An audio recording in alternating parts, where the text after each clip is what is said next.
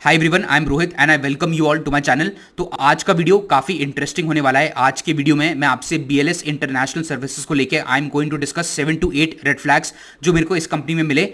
Video बहुत ही interesting होने वाला है, तो वीडियो देखने से पहले प्लीज़ इस चैनल को लाइक करें, शेयर करें and subscribe to this channel. और आप कमेंट्स में जाके उन स्टॉक्स या कंपनीज का नाम लिखें जो आप चाहते हैं कि मैं आपसे अगले वीडियो में उनका एनालिसिस करूं। सो बिफोर मूविंग फॉरवर्ड, अगर आप में से कोई 1-to-1 बेसिस पे मेरे से बात करना चाहता है, so you can go in the description below and fill the Google form and my team will contact you soon. So without wasting any further time, let's start the video. So red flags को discuss करने से पहले मैं आपको जल्दी से ये बता दूं कि BLS इंटरनेशनल सर्विसेज का बिजनेस मॉडल क्या है। सो BLS international services is primarily a visa application processing and outsourcing company that works on behalf of governments and embassies। तो ये company it works with more than 46 client governments and इस company के पास more than 50,000 centers हैं globally with a robust strength of over 60,000 employees and associates that provide consular, biometric and citizen services। Let's now discuss the red flags of this company। तो अब हम company के corporate governance issues या red flags को discuss करेंगे जो आप में से काफी लोगों को नहीं पता होगा। So let's start. तो सबसे पहला पॉइंट है ministry of external affairs debarment order. तो ये वाला पॉइंट तो आप में से काफी लोगों को पता होगा, पर हम एक बार डेप्थ में डिस्कस कर लेते हैं कि हुआ क्या था। सो अराउंड 9th या 10th अक्टूबर को मिनिस्ट्री ऑफ एक्सटर्नल अफेयर्स ने BLS इंटरनेशनल सर्विसेज के अगेंस्ट एक ऑर्डर पास करा। अब इस ऑर्डर का नेचर क्या था, डिटेल क्या था, आइए वो जानते हैं। So order was issued to debar from participation in future tenders of the Ministry of External Affairs and India Mission Abroad for a period of 2 years. This debarment shall not affect the existing contracts and shall continue as per the existing terms। अब इस order का detail क्या था, right, या फिर क्या reasons थे जिस वजह से मिनिस्ट्री ऑफ एक्सटर्नल अफेयर्स ने इस ऑर्डर को इशू करा, वो जानते हैं। So the order for debarment has been issued on the account of allegations including court cases and complaints of applicants. तो मेरे ख्याल से कुछ कंज्यूमर्स ने या एप्लीकेंट्स ने BLS इंटरनेशनल सर्विसेज के अगेंस्ट कुछ कंप्लेंट्स अपनी रजिस्टर करी होंगी या मिनिस्ट्री ऑफ एक्सटर्नल अफेयर्स को लिखी होंगी। उन सारी कंज्यूमर कंप्लेंट्स को एनालाइज करने के बाद मेरे ख्याल से मिनिस्ट्री ऑफ एक्सटर्नल अफेयर्स ने इस ऑर्डर को इशू करा होगा। अब इन कंज्यूमर कंप्लेंट्स का नेचर क्या था, ये तो हमें मिनिस्ट्री ऑफ एक्सटर्नल अफेयर्स ने ढंग से बताया नहीं है, पर जहां तक मैंने इस कंपनी के बारे में रिसर्च करी है तो मेरे को इन कंज्यूमर कंप्लेंट्स का नेचर भी पता पड़ गया है। उन सब की बात हम बाद में करेंगे।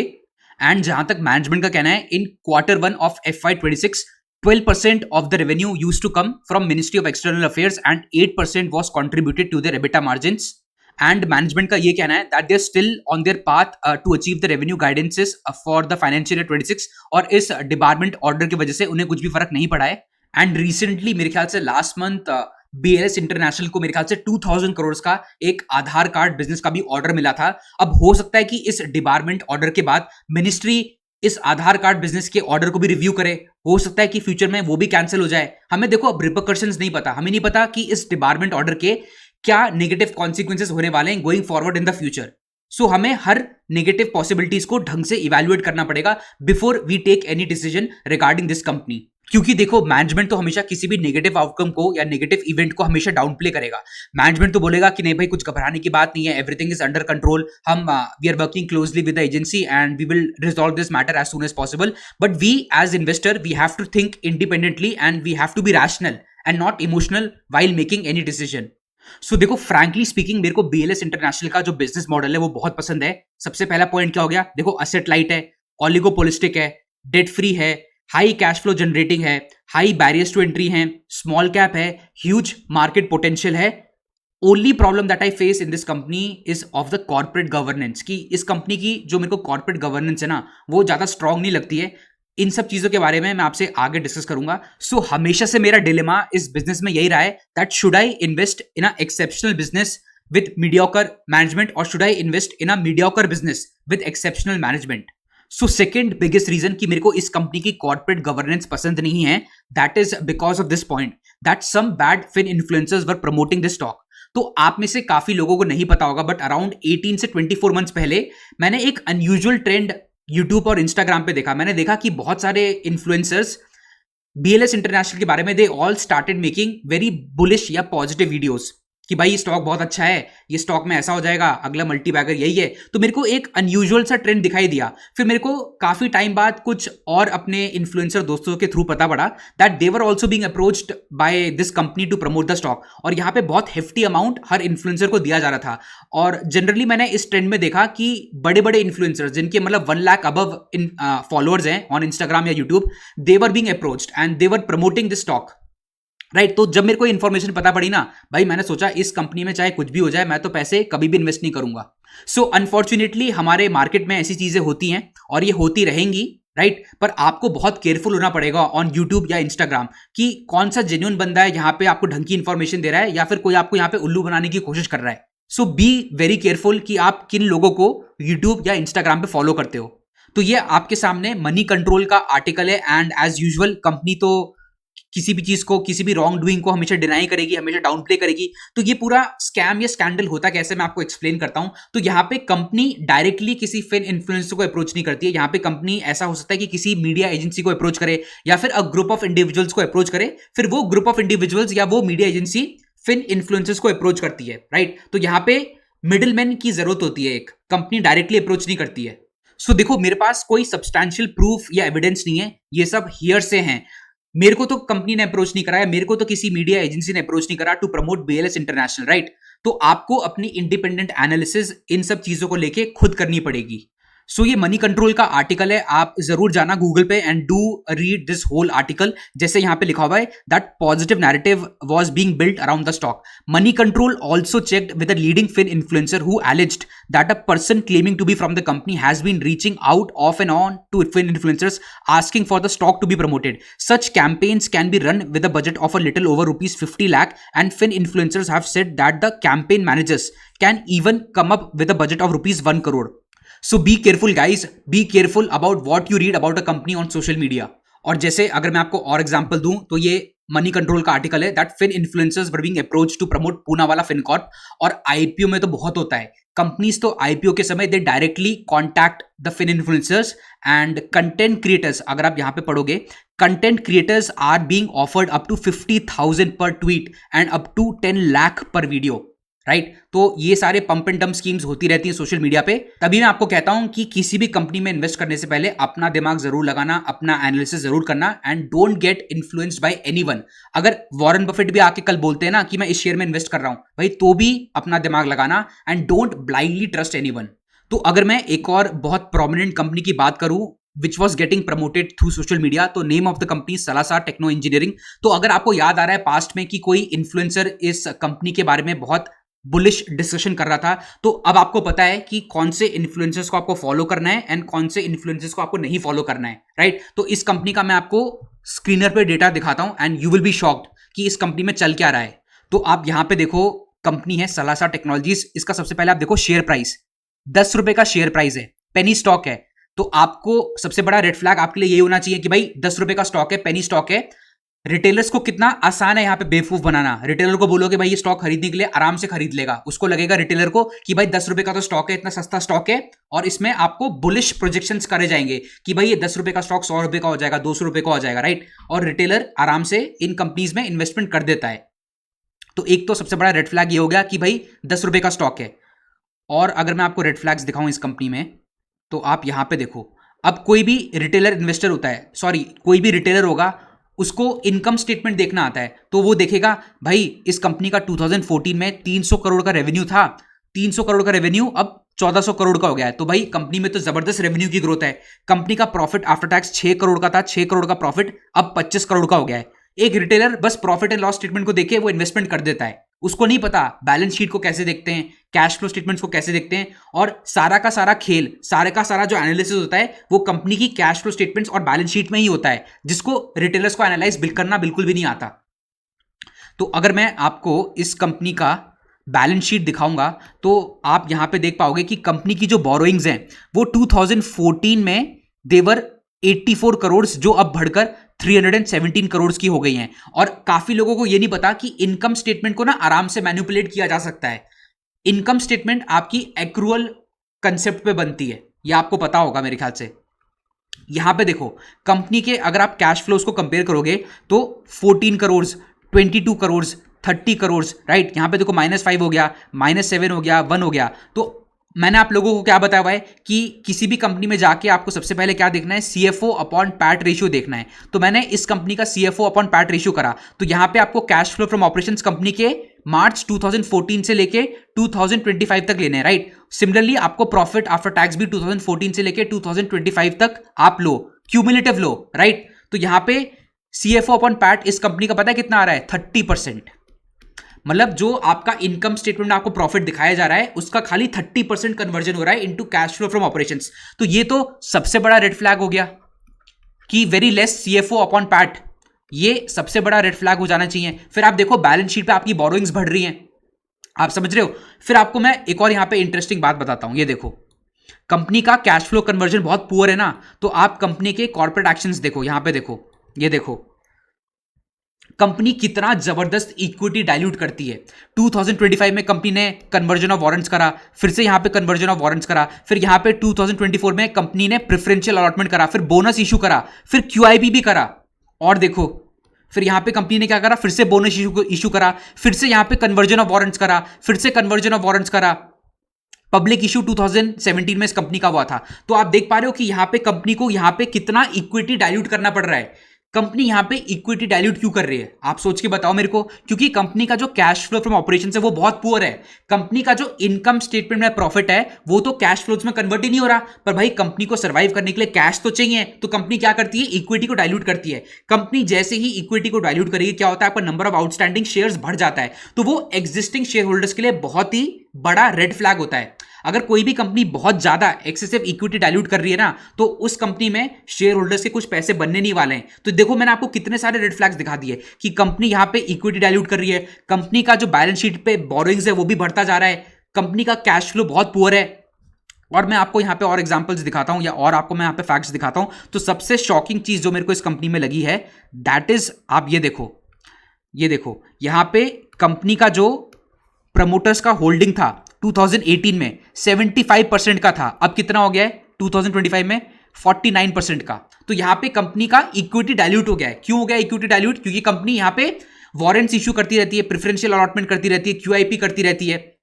और यहां पे देखो पब्लिक का पार्टिसिपेशन 23 या 24% से बढ़कर कितना हो गया 47%।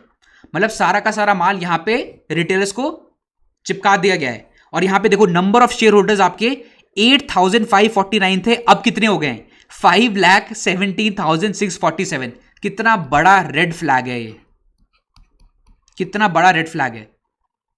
तो भाई मैं आपसे तभी कहता हूं कैश फ्लो स्टेटमेंट को एनालाइज करना सीख लेना, बैलेंस शीट को कैसे पढ़ते हैं उसको एनालाइज करना सीख लेना, और हमेशा ना किसी भी कंपनी का रिवर्स एनालिसिस किया करो। मतलब लोग क्या करते हैं, रिटेलर्स क्या करते हैं, सबसे पहले वो प्रॉफिट एंड लॉस को एनालाइज करेंगे, आप उल्टा क्या करो, सबसे पहले आप कंपनी की कैश फ्लो स्टेटमेंट को पढ़ा करो, फिर बैलेंस शीट को पढ़ा करो, फिर अगर आपने इनकम स्टेटमेंट पढ़ी ना पढ़ी कोई उससे ज्यादा फर्क नहीं पड़ता, पर it is very important that you first study the cash flow statements. आप समझ रहे हो। तो ये सारी चीजें मैं अपने फाइनेंशियल वर्कशॉप में आपको सिखाता हूं, जिससे आपका पोपट ना बने।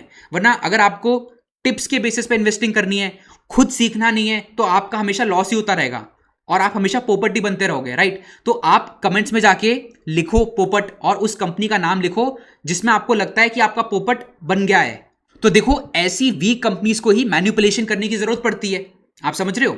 सो that is why always avoid weak fundamental companies. इस कंपनी का जो बिजनेस मॉडल है दैट इज इनहेरेंटली वीक। तो चलो सालासर टेक्नोलॉजीज के केस में तो समझ में आता है कि भाई कंपनी का बिजनेस मॉडल बहुत वीक है, कंपनी प्रॉफिट्स तो बना पाती है पर कैश फ्लो जनरेट नहीं कर पाती। तो यहां पे समझ में आता है कि क्यों इस कंपनी के प्रमोटर्स चाहेंगे कि उनका स्टॉक ऊपर जाए थ्रू फ्रॉडुलेंट मीन्स। पर I am unable to understand कि BLS इंटरनेशनल सर्विसेज का तो इतना अच्छा मॉडल है, हाई एंट्री बैरियर बिजनेस है, हाई कैश फ्लो जनरेशन है, ऑलिगोपोलिस्टिक है, राइट। तो यहां पे तो बहुत अच्छा बिजनेस है। तो यहां पे BLS जैसी कंपनी को क्या जरूरत पड़ रही है to engage in such type of things, I am unable to understand. क्या आपको समझ में आता है कि BLS यहां पे ऐसी फ्रॉडुलेंट चीजों में क्यों एंगेज हो रही है? अगर आपको समझ में आता है do let me know in the comments below. So before moving forward, एक रिटेल इन्वेस्टर की मेजर प्रॉब्लम्स क्या क्या होती हैं? सबसे बड़ी प्रॉब्लम एक रिटेल इन्वेस्टर की होती है that he relies on tips and noises. मतलब एक रिटेल इन्वेस्टर के पास कोई भी इंडिपेंडेंट रिसर्च फ्रेमवर्क नहीं होता जिसकी बेसिस पे वो अपना कोई इन्वेस्टमेंट डिसीजन ले सके, जिसकी वजह से लॉसेस ही होते हैं एक रिटेल इन्वेस्टर्स को इन द स्टॉक मार्केट। दूसरा पेन पॉइंट क्या है कि एक रिटेल इन्वेस्टर जो होता है he ignores the fundamentals of the business and he blindly chases the stock price momentum which ultimately leads to losses. Third pain point क्या है कि एक रिटेलर को वैल्यूएशन करना आता ही नहीं है। एक रिटेलर को यह पता ही नहीं है कि यह बिजनेस ओवर वैल्यूड है, अंडर वैल्यूड है या फेयरली वैल्यूड है। और एक रिटेलर के पास कोई एग्जिट स्ट्रैटेजी फ्रेमवर्क भी नहीं होता, जिसकी वजह से उसको पता ही नहीं है कि किसी बिजनेस में हमें कब एंट्री लेनी है और किसी बिजनेस में हमें कब एग्जिट लेनी है। फोर्थ पेन पॉइंट है कि एक retail investor due to lack of knowledge उसमें ओवर कॉन्फिडेंस बहुत ज्यादा होता है and he does investment based on emotions. मतलब वो फियर, ग्रीड एंड फोमो के बेसिस पे इन्वेस्टमेंट डिसीजन लेता है, not on the basis of analysis. तो इसकी वजह से होता क्या है, you guessed it right, losses. Fifth pain point क्या है कि एक रिटेलर को पोर्टफोलियो कंस्ट्रक्शन की कुछ भी नॉलेज नहीं होती। वो क्या करेगा, एक ही स्टॉक में 40 से 50% का एलोकेशन कर लेगा या एक ही सेक्टर में वो बहुत ही ज्यादा ओवरली कॉन्सेंट्रेट हो जाएगा, जिसकी वजह से होता क्या है कि जब वो सेक्टर या स्टॉक अंडर परफॉर्म करता है तो आपका जो पोर्टफोलियो है ओवरऑल बेसिस पे इट सफर्स इमेंसली। तो आप लोगों की इतनी सारी प्रॉब्लम्स को मैं सॉल्व कर सकूं तो मैं आप लोगों के लिए लेके आया हूं the Finance Brew fundamental analysis workshop by me. So before you start to analyze a company, सबसे इंपॉर्टेंट पॉइंट क्या है कि आपकी फाउंडेशन बहुत ही सॉलिड होनी चाहिए। तो if you master income statement, cash flow statement and balance sheet, तो मैं कहूंगा कि आपकी फाउंडेशन रॉक सॉलिड है। क्योंकि अगर आपने इन 3 क्रिटिकल स्टेटमेंट्स को मास्टर कर लिया, so this forms the basic of investing. अगर आपके ये फाउंडेशंस बहुत ही सॉलिड हैं तो आप ऑटोमेटिकली एक अच्छे इन्वेस्टर बन जाओगे। और अगर आपने इन 3 क्रिटिकल स्टेटमेंट्स को मास्टर कर लिया तो आप बैड बिजनेस में इन्वेस्ट करने से बच जाओगे and you will automatically invest in good quality businesses. तो ये टोटल मैंने अराउंड 25 आवर्स की वर्कशॉप डिजाइन करी है। मैंने ही डिजाइन करी है। इसमें सारे के सारे प्रैक्टिकल एग्जांपल्स हैं और प्रैक्टिकल डिस्कशंस हैं। थ्योरी इसमें बहुत कमी है और ये मैंने अपने एक्सपीरियंस के बेसिस पे आप लोगों के लिए बिल्कुल ही बिगनर लेवल से टू वेरी एडवांस लेवल में आपको लेके गया हूं। तो अगर आप नॉन फाइनेंस बैकग्राउंड से हो, आपको बहुत आसान भाषा में मैंने चीजें समझाने की कोशिश करी है और आपको सब चीजें समझ में आ जाएंगी। So if you are interested to join my workshop, you can check the link in the description below. तो थर्ड पॉइंट है BLS Canada consumer fraud allegations. तो मेरे को लगता है कि इन कंप्लेंट्स की वजह से ही मिनिस्ट्री ऑफ एक्सटर्नल अफेयर्स ने BLS इंटरनेशनल सर्विसेज को डीवार करा है। तो यहां पे अगर आप YouTube पे जाओगे और YouTube पे if you type this content, मतलब आप अगर इन चीजों को टाइप करोगे, members of Indian diaspora allege pressure to pay extra for counsellor services, और वीडियो मैं आपको दिखाता हूं। जैसे कि एक मेरे को यूट्यूब पे ये वीडियो मिला, एक्सपोज्ड BLS इंटरनेशनल स्कैम्स, फिर मेरे को एक ये वीडियो भी मिला। तो आप यूट्यूब पे जाके खुद इन वीडियोस को टाइप करके you can have a look कि यहाँ पे जो आपके एप्लीकेंट्स हैं वो क्या क्या एलिगेशंस BLS इंटरनेशनल सर्विसेज पे लगा रहे हैं। आप खुद जाके YouTube पे you can watch this videos. आप YouTube पे जाके आप ये सेम टाइप कर दो CBC news Toronto BLS scam, तो आपको ये सारे वीडियोस मिल जाएंगे। सो you can have a look yourself and decide कि यहाँ पे कौन सही है कौन गलत है। पर मेरे को लगता है कि इन्हीं कंप्लेंट्स की वजह से मिनिस्ट्री ऑफ एक्सटर्नल अफेयर्स ने ये कदम उठाया है। तो अगर मैं आपको यहाँ पे शॉर्ट में नेचर ऑफ कंप्लेंट्स बताऊं तो यहाँ पे सारे एप्लीकेंट्स या फिर जो भी इंडियंस कनाडा में रह रहे हैं वो ये एलेज कर रहे हैं कि यहाँ पे उनको फोर्स किया जाता है to buy high value added services. मतलब उनको प्रेशराइज किया जाता है कि आप हमारे प्रीमियम लाउंज में आओ और यहाँ पे हम आपके सारे डाउट सॉल्व कर देंगे। और प्रीमियम लाउंज का थोड़ा एक्सपेंसिव कॉस्ट होता है। यहाँ पे एप्लीकेंट्स को जरूरत नहीं है, उनको जाना नहीं है प्रीमियम लाउंज में, पर स्टिल यहाँ पे जो स्टाफ है BLS इंटरनेशनल का वो उनको इनडायरेक्टली प्रेशराइज करता है कि आप यहाँ पे हाई वैल्यू एडेड सर्विसेज लो, कि आप हमारे यहाँ पे फोटो कॉपी करो, आप हमारी यहाँ पे सर्विसेज लो। उनको छोटी छोटी बातों के लिए वापस बोल दिया जाता है कि आप वापस आना, कल आना। फिर यहाँ पे प्रेशराइज किया जाता है कि आप हमारी कोरियर सर्विसेज लो। लोगों को यहाँ पे कोरियर सर्विसेज नहीं चाहिए, वो खुद वॉक इन करके अपने वीजा को कलेक्ट करना चाहते हैं, पर उनको बोला जाता है कि आप कोरियर सर्विसेज लो, जिससे कि यहाँ पे BLS international high amount charge कर सके फ्रॉम इट्स कस्टमर्स। तो यहाँ पे एप्लीकेंट्स यही बोल रहे हैं कि बहुत सारी प्रेडिटरी बिजनेस प्रैक्टिसेस यूज की जा रही हैं और लोगों का यहाँ से फायदा उठाया जा रहा है। और मैंने देखा कि रेडिट पे भी लोग बहुत सारी कम्युनिटीज और थ्रेड्स बना रहे हैं और वहां पे वो बहुत सारा डिस्कशन कर रहे हैं regarding the poor services of BLS in Canada. तो आप लोग जाके खुद इंडिपेंडेंटली भी ये सारी चीजें पढ़ सकते हैं। तो मेरे को लगता है कि प्राइमरीली इन्हीं रीजंस की वजह से एंड इन्हीं नेचर ऑफ कंप्लेंट्स की वजह से मिनिस्ट्री ऑफ एक्सटर्नल अफेयर्स ने BLS इंटरनेशनल सर्विसेज को डिबार करा होगा। फोर्थ पॉइंट क्या है, अदर फ्रॉड एलिगेशंस। तो अगर आप लोग गूगल पे जाओगे और इन्वेंटिवा टाइप करना और यहाँ पे जो लिखा है ना BLS international is it a visa services firm doing global scam allegations, तो गूगल पे जाके आप ये सब चीजें टाइप करना तो आपको एक 15 मिनट्स का बड़ा सा आर्टिकल मिलेगा, राइट। मैं आपसे रिक्वेस्ट करूंगा कि आप उस आर्टिकल को खुद पढ़ना, क्योंकि जब तक आप खुद नहीं पढ़ोगे, खुद एनालिसिस नहीं करोगे ना, जब तक आपके समझ नहीं आएगा कि इस कंपनी में चल क्या रहा है। क्योंकि अगर आपको किसी कंपनी में इन्वेस्ट करना है, इट इज वेरी इंपॉर्टेंट कि आप पास्ट में जाके उस कंपनी को असेस करो कि पास्ट में इस कंपनी की परफॉर्मेंस कैसी रही है। अगर पास्ट में कंपनी की परफॉर्मेंस खराब रही है तो आपको पता पड़ता है कि भाई इस कंपनी का मैनेजमेंट कैसा है, right. So I highly request कि आप इस आर्टिकल को जरूर पढ़ना, it is very in depth. So उस आर्टिकल में क्या क्या लिखा हुआ है मैं जल्दी से आपसे इंपॉर्टेंट पॉइंट्स को डिस्कस कर लेता हूं। जैसे मैंने आपसे डिस्कस करा पहले कि फोर्स्ड कोरियर फीस लोगों से ली जा रही थी, तो आप ये आर्टिकल पढ़ लेना। और सेकंड पॉइंट क्या है कि एस्टोनिया में 2021 में BLS इंटरनेशनल सर्विसेज को एक बहुत ही ज्यादा प्रेस्टिजियस कॉन्ट्रैक्ट मिला था, राइट। पर 2023 में क्या हुआ या 2022 में BLS के ऑफिस में किसी अनऑथराइज्ड पर्सन ने ई रेसिडेंसी आइडेंटिटी कार्ड किसी पर्सन को इशू कर दिया, right. So it was a major breach of trust, और उस वजह से एस्टोनिया ने 2023 में BLS इंटरनेशनल सर्विसेज से अपना कॉन्ट्रैक्ट टर्मिनेट कर दिया था। So this was a major issue. Estonia एक कंट्री है जहां पे सब चीजें डिजिटली होती है, राइट। तो वहां पे एस्टोनिया का एक ई रेसिडेंसी करके डिजिटल आइडेंटिटी कार्ड का प्रोग्राम होता है which it issues to outsiders. तो वहां पे BLS इंटरनेशनल सर्विसेज ने they failed to deliver what they promised initially. So it was a major event और आप लोगों को भी इस इवेंट को इन डेप्थ में पढ़ना चाहिए। थर्ड पॉइंट क्या है? थर्ड पॉइंट मैं आपसे डिस्कस कर चुका हूं कि BLS international services it bids very aggressively, मतलब लोएस्ट बिडर बनके it wins contract from its competitor. उससे होता क्या है, then they try to make profits via volume and add on fees, जो मैंने आपसे डिस्कस करा कि प्रेडेटोरी बिजनेस प्रैक्टिसेस यहां पे BLS इंटरनेशनल सर्विसेज अंडरटेक करता है, क्योंकि यहां पे कंपनी को अपने मार्जिन्स मेंटेन करने होते हैं। लोएस्ट बिडिंग करके आप कॉन्ट्रैक्ट्स तो अपने कॉम्पिटिटर से ले पाते हो, बट अल्टीमेटली फिर आपको अपने मार्जिन्स को प्रोटेक्ट करने के लिए आपको जबरदस्ती एड ऑन सर्विसेज या add on value added services अपने कस्टमर्स को प्रोवाइड करनी पड़ती है, जो कि उनको चाहिए नहीं। तो ये जो लोएस्ट बिडिंग वाले बिजनेसेस होते हैं ना, मेरे को ज्यादा पसंद नहीं आते।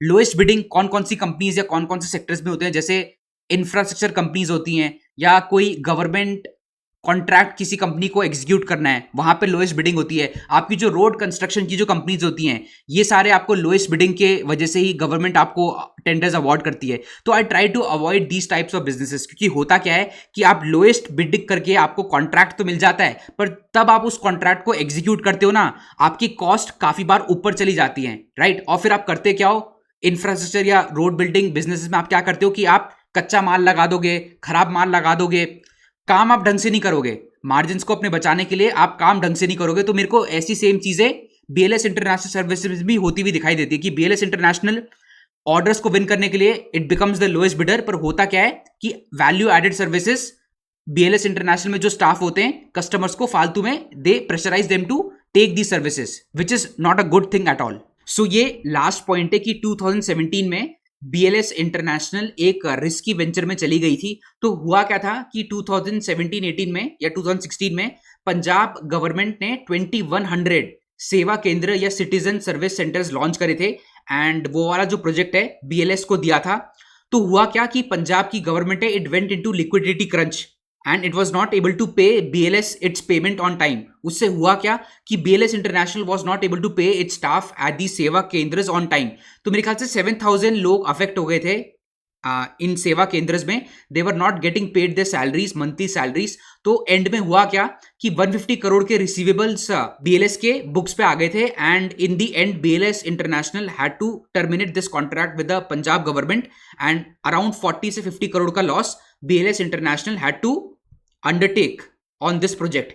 तो मैं यहां पे BLS इंटरनेशनल मैनेजमेंट को ही ब्लेम करूंगा that why they undertook such a massive risky project.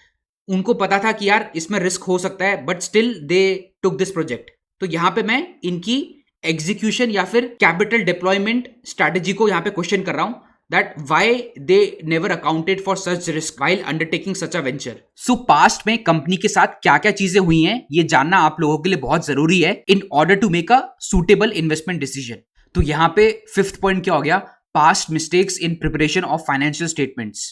जैसे अगर मैं आपको 2017 का कैश फ्लो स्टेटमेंट दिखाऊं, कंसोलिडेटेड कैश फ्लो स्टेटमेंट दिखाऊं, तो जब हम कैश फ्लो फ्रॉम ऑपरेशंस को कैलकुलेट कर रहे होते हैं ना, तो ये वाला जो लाइन आइटम होता है चेंजेस इन वर्किंग कैपिटल, तो इसके अंदर एक ये जो लाइन आइटम है इंक्रीज या decrease in short term borings, ये वाला लाइन आइटम्स तब हम वर्किंग कैपिटल को काउंट कर रहे होते हैं, तो ये वाला लाइन आइटम तो आता ही नहीं है। ये लाइन आइटम आता है under cash flow from financing activity. तो ये वाला जो लाइन आइटम है इंक्रीज और decrease in short term borrowings, यहां पे ये इसलिए पुट किया गया है to artificially inflate the cash flow from operations. आप समझ रहे हो मेरी बात? ये वाला जो लाइन आइटम है ना, एक 12th क्लास के कॉमर्स बच्चे से भी पूछोगे वो भी बता देगा आपको कि भाई ये वाला लाइन आइटम तो यहां पे आएगा ही नहीं। तो ये कोई गलतियां नहीं है, this is a deliberate act.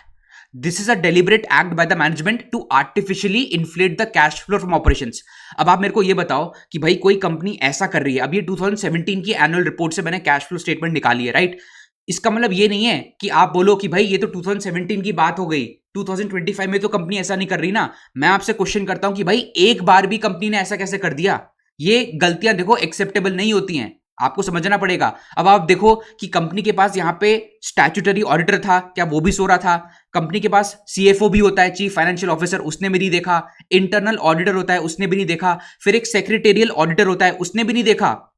फिर आपकी एक ऑडिट कमेटी होती है, ऑडिट कमेटी के अंदर आपके डायरेक्टर्स होते हैं, उन्होंने भी ये चीज नहीं देखी। फिर आपके जो शिखर अग्रवाल हैं, जो इस कंपनी के एमडी हैं, he is himself a chartered accountant, उन्होंने भी नहीं देखा। मतलब चल क्या रहा है भाई, सब सो रहे हैं क्या कंपनी में? So this is not a small mistake, this is a deliberate act according to me, कि यहां पे डेलिब्रेशन से करके आर्टिफिशियली इन्फ्लेट किया जा रहा है कैश फ्लो फ्रॉम ऑपरेशंस को। So I never accept these types of mistakes. मैं नहीं चाहता कि मेरा जो मैनेजमेंट है ऐसी छोटी छोटी गलतियां करे या फिर they are trying to fool their investors. This is not acceptable to me. जैसे फॉर एग्जांपल ये मैंने बीएलएस इंटरनेशनल की 2017 की एनुअल रिपोर्ट खोली हुई है, और यहां पे अगर मैं ऑडिटर टाइप करता हूं एक बार, राइट, तो ये सारे लोग आ गए। तो मैं यही बोल रहा था कि आपके स्टैट्यूटरी ऑडिटर हैं, उन्होंने भी नहीं देखा। चीफ फाइनेंशियल ऑफिसर है, ही वॉज ऑल्सो स्लीपिंग। आपका जो कंपनी सेक्रेटरी होता है, जो आपका कंप्लायंस ऑफिसर होता है, ही इज ऑल्सो स्लीपिंग। आपकी जो ऑडिट कमिटी के अंदर लोग हैं, दे आर ऑल्सो स्लीपिंग। फिर आपका जो बोर्ड ऑफ डायरेक्टर्स होते हैं, जो मैंने बोला Shikhar Agarwal, he himself is an CA, he is also sleeping. और यहाँ पे आपके स्टैट्यूटरी ऑडिटर कौन है? एस कोठारी मेहता इनको। तो ये 2017 की एनुअल रिपोर्ट है। अब मैं आपको 2025 की एनुअल रिपोर्ट दिखाता हूं। तो ये 2025 की एनुअल रिपोर्ट आपके सामने मैंने खोल दी है। यहां पे आप देखोगे तो स्टैट्यूटरी ऑडिटर आपके वही हैं, एस कोठारी मेहता इनको। भाई मैं होता ना, मैं तो अपने स्टैट्यूटरी ऑडिटर को फायर कर देता अगर वो ऐसी गलतियां करते, पर यहां पे वही सेम ऑडिटर कंटिन्यू कर रहा है। 6th पॉइंट है, capital allocation decisions has to be assessed independently. तो अभी बीएलएस इंटरनेशनल ने लास्ट मंथ एक यूके होटल का एक्विजिशन कराए फॉर ऑलमोस्ट 80 करोड़। तो उस होटल का नाम है ट्रेफिडियन hotel, and around 80 crore of money was paid for this acquisition. तो मेरे को तो इस एक्विजिशन का ज्यादा कुछ मतलब समझ में नहीं आया है, पर कंपनी बोल रही है that this acquisition forms the company strategy to diversify into synergistic and allied service businesses. तो मेरे को तो समझ नहीं आ रहा कि कैसे it will contribute to the synergies of the core business. तो मेरे को तो ये बहुत अनरिलेटेड सेक्टर में डाइवर्सिफिकेशन लग रहा है, and this is looking like to be a capital misallocation decision. So management के कैपिटल एलोकेशन डिसीजंस को मॉनिटर करना बहुत ही ज्यादा इंपॉर्टेंट होता है। अगर मैं आपको एग्जांपल दूं, जैसे 2018 में एक कंपनी थी by the name of Quess Corp. So Quess Corp is basically a staffing business, right? उन्होंने 2018 में they acquired a football club in Bengal, मतलब अनरिलेटेड सेक्टर में दे ट्राई टू डाइवर्सिफाई। और फिर उन्होंने क्या करा, 2 साल बाद they terminated their contract with the football club. 2 साल के बाद उन्होंने क्या करा कि क्वेस्ट कॉर्प ने अपनी बैलेंस शीट पे अराउंड 40 करोड़ के गुडविल का राइट ऑफ लिया, मतलब इंपेयर करा 40 करोड़ की गुडविल को। भाई चल क्या रहा है ये, मेरे को समझ नहीं आया। क्वेस्ट कॉर्प का अगर आप चार्ट देखोगे लास्ट 10 ईयर्स में, इट हैज गिवन 0 रिटर्न्स। एक और मैं आपको कंपनी का एग्जांपल दूं, औरोबिंदो फार्मा कंपनी है। अब उसका प्रमोटर क्या बोल रहा है, they want to diversify into the real estate sector. Company ने अभी 2000 करोड़ का क्यूआईपी कराए। औरोबिंदो फार्मा का अगर आप लास्ट 10 ईयर्स का चार्ट परफॉर्मेंस देखोगे, रिटर्न्स देखोगे, कुछ रिटर्न्स नहीं बने लास्ट 10 ईयर्स में। So it is very important that you consistently monitor the capital allocation decisions of the management. So BLS international ने पास्ट में भी काफी एक्विजिशंस करे, पर वो सारे एक्विजिशंस मेरे को पसंद आए थे because they were directly contributing to the core business. पर ये वाला मेरे को एक्विजिशन बिल्कुल भी समझ में नहीं आया, because hotel is all together a different sector. कुछ और मेजर रिस्क या कंसर्न मेरे को इस बिजनेस में क्या लगते हैं, एक बार वो डिस्कस कर लेते हैं। सबसे पहला रिस्क है, आपको पता है कि बीएलएस इंटरनेशनल मल्टीपल कंट्रीज के लिए वीजा एप्लीकेशन फॉर्म्स को प्रोसेस करती है। तो अगर इन कंट्रीज में कुछ भी जेनोफोबिक सेंटिमेंट्स अराइज होता है या फिर अनस्टेबल डिप्लोमेटिक रिलेशंस इंडिया के साथ डेवलप होती हैं, so that could spell trouble for BLS. Second point, which could disrupt the business model of this company, but the probability is very low, that is the emergence of e-visas and visa on arrival services. Third is geopolitical or natural disaster risk. Fourth is lowest bidder and aggressive bidding practices, जिसका discussion मैंने आपसे पहले भी करा। Fifth point है कि गौतम अग्रवाल करके एक चीफ ग्रोथ ऑफिसर है who is employed at BLS and he is one of the key manager personnel. तो उनके अगेंस्ट में एक वुमेन ने एफआईआर लॉन्च करी थी with the Delhi police against sexual harassment, and मेरे ख्याल से बीएलएस इंटरनेशनल ने they did not handle this case properly. Sixth point is a large amount of goodwill is getting built into the balance sheet of this company. तो 25% of the balance sheet अभी इस company की goodwill में है। Goodwill क्या होता है? Goodwill is an intangible asset.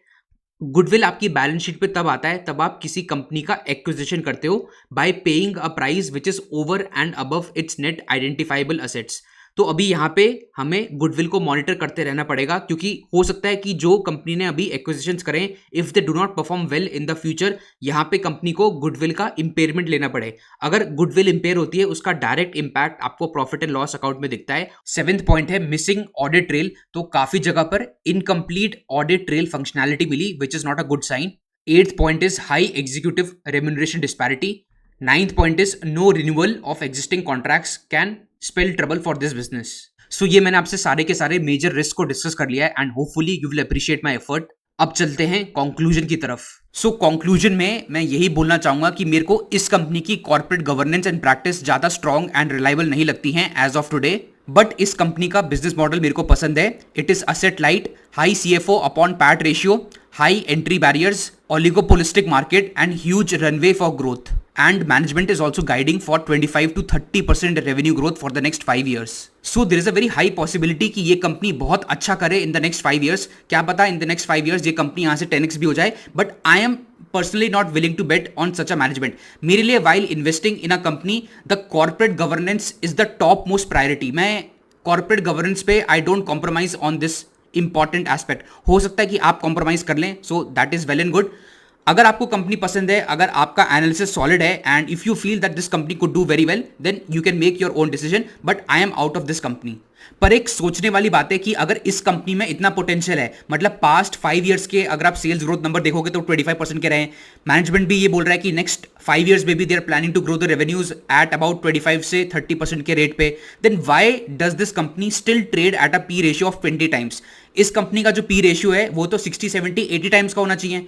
मेरे को लगता है कि जो मैंने आपसे रेड फ्लैग्स इस कंपनी के बारे में डिस्कस करें, मार्केट को भी हो सकता है कि अभी यही लग रहा हो। That is why market is valuing this company at such a low valuation. तो आपको इस कंपनी के बारे में you will have to think कि यार चल क्या रहा है इस कंपनी में। आपको अपना इंडिपेंडेंट कॉल कंक्लूजन खुद ही लेना पड़ेगा and then you will have to make your own decision. And अगर आप में से कोई इंटरेस्टेड है मेरे से 1-on-1 कंसल्टेशन कॉल करने में, तो आप डिस्क्रिप्शन बॉक्स में जाके you can fill the Google form and my team will contact you soon. And अगर आप भी इन्वेस्टिंग सीखना चाहते हैं and you want to create wealth for yourself, then don't forget to check my finance workshop. उसका आपको link description box में मिल जाएगा। Do check it out. तो मैं आपको मिलता हूं अगले इंफॉर्मेटिव वीडियो में। Till then take care and good bye.